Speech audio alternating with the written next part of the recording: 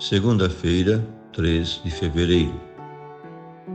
Meu querido irmão, minha querida irmã, estamos entrando na sua vida e muito gostaríamos de entrar no seu coração para aí semear a palavra de Deus, que é sempre a grande orientação para a nossa vida.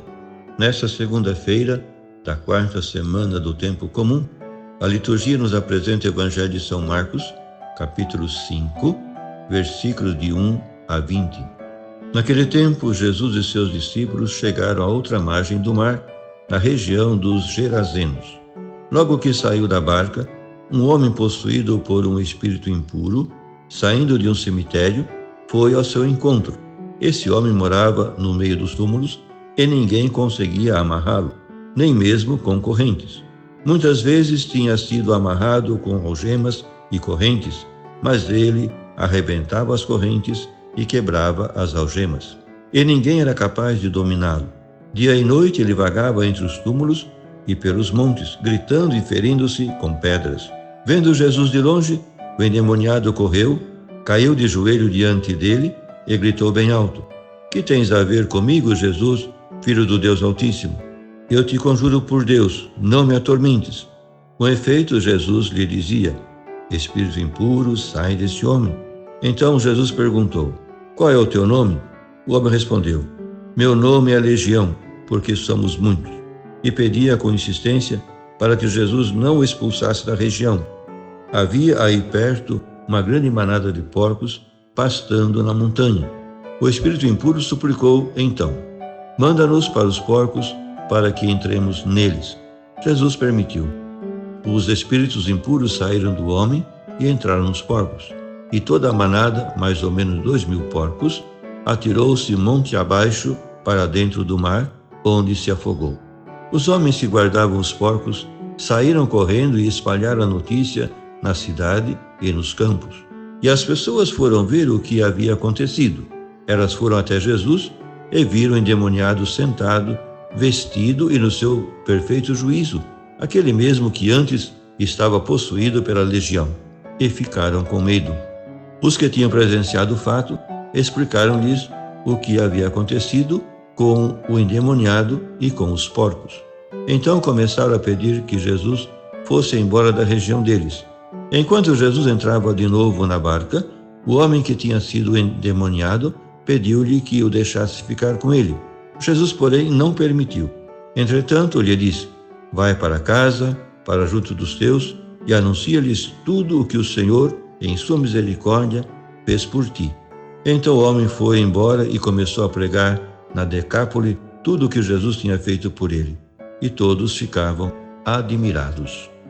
Meu querido irmão, minha querida irmã, o episódio evangélico de hoje representa, segundo Marcos, o primeiro encontro de Jesus com o mundo pagão, embora com pouco êxito.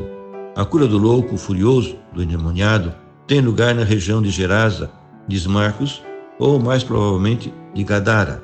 A primeira dessas cidades está situada a 40 quilômetros a sudeste do lago de Tiberíades. Por seu lado, a segunda está a 10 quilômetros na mesma direção. Trata-se de um dos milagres de Jesus mais difíceis de interpretar. É patrimônio comum da tradição sinótica, se bem que Mateus suprima muitos pormenores folclóricos e acessórios de Marcos, a quem Lucas segue fielmente. Sem negar a historicidade do fato, os biblistas estão de acordo em afirmar que há bastantes elementos literários e anedóticos, como, por exemplo, o afundamento da manada de porcos no mar.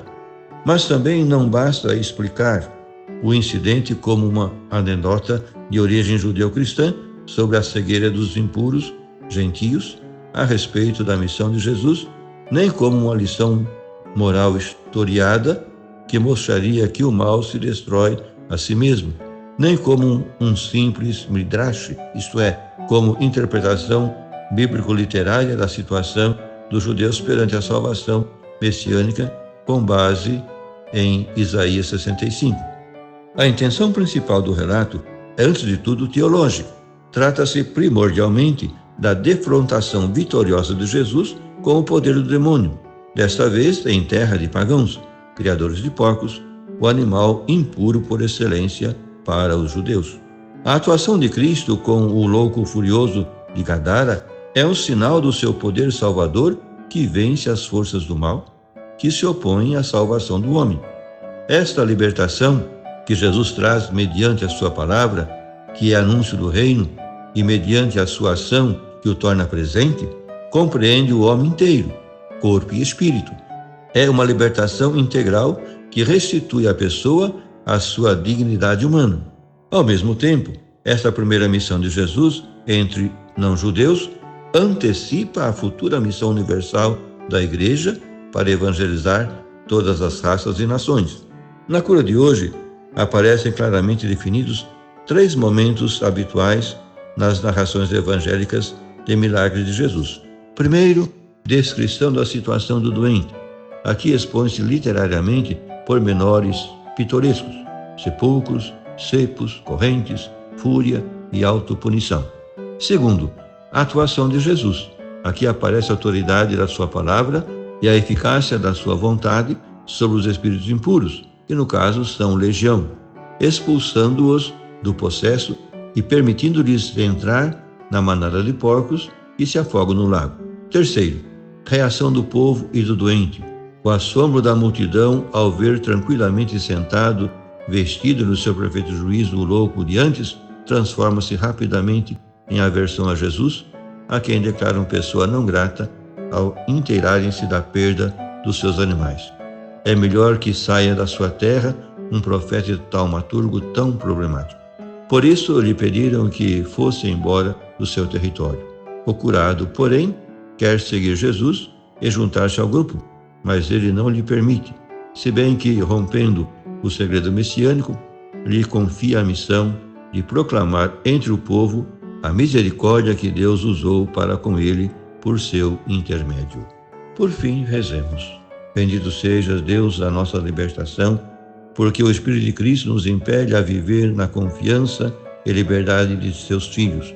Nós te louvamos porque Jesus é mais forte que o mal e venceu a legião de demônios que querem dominar-nos: o egoísmo e a soberba, a sensualidade e a ambição, a malquerença, a mediocridade e a intolerância. Parte, Senhor, nossos cepos e correntes. Se tu, Pai, não nos libertas, quem pode fazê-lo? Restitui-nos à nossa condição de filhos teus, livres e dominadores do mal, com Cristo e como Ele. Amém. E a você, meu querido irmão, minha querida irmã, que me acompanhou neste encontro com a Palavra de Deus, desça sobre ti a bênção de Deus Todo-Poderoso, Pai e Filho e Espírito Santo. Amém.